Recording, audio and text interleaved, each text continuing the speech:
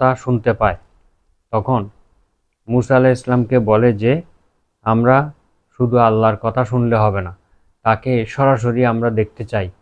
যতক্ষণ পর্যন্ত তিনি সরাসরি আমাদের সাথে দেখা দিবেন না, ততক্ষণ আমরা তোমার প্রতি ঈমান আনব না। এই ঔদ্ধত্যপূর্ণ প্রশ্ন শুনে তখন আল্লাহ তাআলা তাদের উপরে বজ্রপাত করলেন।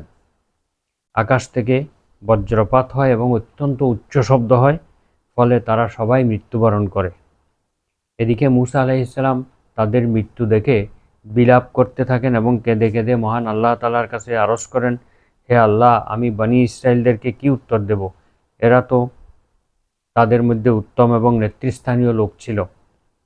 হে আল্লাহ, আপনার এরূপ করার ইচ্ছা থাকলে ইতপূর্বে তাদেরকে এবং আমাকে একসঙ্গে মেরে ফেলতেন। হে আল্লাহ, অজ্ঞ লোকদের অজ্ঞতার কারণে আপনি আমাকে পাকড়াও করবেন না।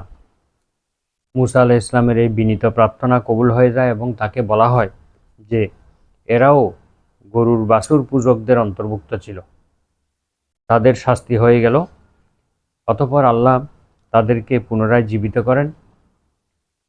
এই ব্যাপারে মুহাম্মদ ইবনে ইসহাক রাহিমাহুল্লাহ বলেন যে যখন মূসা আলাইহিস সালাম তার গোত্রের নিকট আসেন, তখন যখন তিনি তওরাত কিতাব নিয়ে আসেন, 40 দিন আল্লাহর ইবাদত বন্দেগী করার পরে তুর পর্বত থেকে তওরাত কিতাব প্রাপ্ত হয়ে যখন তিনি তার উম্মতের কাছে ফিরে আসেন, তখন তিনি দেখতে পেলেন যে তারা সবাই গোবৎস পূজায় লিপ্ত রয়েছে।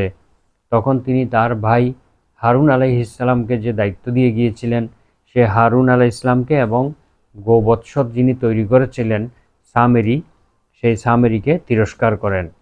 অতঃপর গোবৎসটিকে তিনি আগুনে পুড়িয়ে দেন এবং সেই পোড়া ছাইগুলো সমুদ্রে নিক্ষেপ করেন। তারপর তাদের মধ্য থেকে উত্তম লোকদেরকে তিনি বেছে নেন। তাদের সংখ্যা ছিল 70 জন। তওবা করাবার জন্য তিনি তাদেরকে নিয়ে তুর পাহাড়ে চলে যান। তাদেরকে বলেন, তোমরা তওবা করো, তোমরা রোজা রাখো, পবিত্র হয়ে যাও এবং তোমরা পাক কাপড় চোপড় পরিধান করো।